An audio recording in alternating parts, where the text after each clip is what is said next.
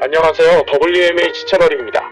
이번 소식은 중국 기업이 케냐에 건설한 교량 소식입니다. 올해 중국 외교수장의 새해 첫 해외 방문지는 작년과 같이 아프리카였습니다. 아프리카 방문은 30년째 이어지고 있습니다. 서방 국가의 주 무대였던 아프리카에 중국이 차이나머니를 앞세워 확실한 깃발을 꽂고 있습니다. 지난 12일 짐바브웨를 찾은 왕이 중국 외교 담당 국무위원 겸 외교부장은 중국이 아프리카에서 건설한 철도와 도로가 각각 6,000km를 넘어섰다며 130여 개 의료시설과 45개 체육관, 170여 개 학교를 지어줬다고 밝혔습니다. 하지만 중국의 아프리카 진출에 대해 서방 언론은 아프리카가 중국이 놓은 채무에 더뎌 빠질 것이라고 경고하고 있습니다. 국대한 정보를 활용해 1대1로 사업 등으로 큰 부채를 짊어지도록 한 다음 아프리카 국가들의 내정을 좌지우지한다는 것입니다. 중국 정부는 이를 서방의 의도적 비난이라고 일축하고 있지만 그 부작용이 조금씩 발생하고 있습니다. 케냐 서부에서 중국 표준으로 건설된 교량이 완공 전 무너져 대통령 선거를 앞둔 집권당이 타격을 입고 있다고 CNN이 보도했습니다. 우후루 케냐타 대통령이 지난달 14일 1200만 달러 규모의 시기리스 지의 그 건설 사업 현장을 시찰했습니다. 그 2주가 지난 같은 달 26일 이 교량이 완공도 안 된 상태에서 무너져 버렸습니다.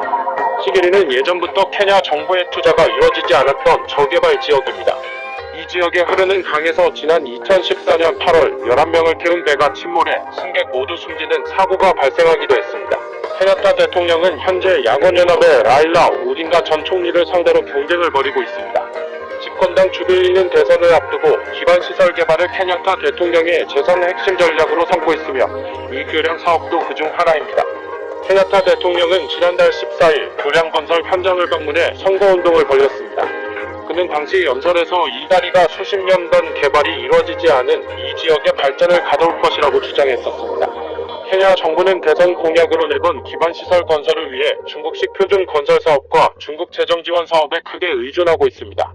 교량건설공사는 중국계의 건축공정공사가 맡아 진행해 왔습니다. 케냐는 중국 수출입은행으로 자금을 조달해 건설한 사업은 이뿐만이 아닙니다. 케냐와 몬바사와 수도 나이로비를 잇는 38억 달러, 약 4조 3천억 원 규모의 몬나 철도는 지난 5월 30일 개통했습니다. 오딩가 전 총리는 시기리 교량 공개에 대해 정부가 정치적 목적으로 시기리교 사업을 무리하게 추진하고 있다고 비난했습니다. 그는 이날 성명에서 재정 이득을 위해 교량 건설 사업을 다른 나라에 위임한 정부 공무원을 입찰 사업가라고 꼬집었습니다. 서구 국가들에서는 국민이 국민국가의 정체성을 가지고 있습니다. 서구식 민주화를 경험한 아시아의 한국, 일본, 태국도 마찬가지입니다. 우리는 대한민국이라는 정체성을 갖고 있으며 다른 국가들의 정체성을 존중하고 우리도 존중받기를 원합니다. 반면 시진핑의 중화인민공화국은 중국이라는 정체성보다는 중국 문명의 계승자를 강조하고 있습니다. 이 순간 주변 국가와의 관계는 지배와 피지배의 관계로 전환됩니다. 그래서 중국은 한국이 사드를 배치한 것에 대해 대국을 고려하지 않았다고 분노한 것입니다. 1대1로는 이러한 중국식 국제관계를 현대적으로 재해석한 또 다른 조공체계라고 할 수 있습니다.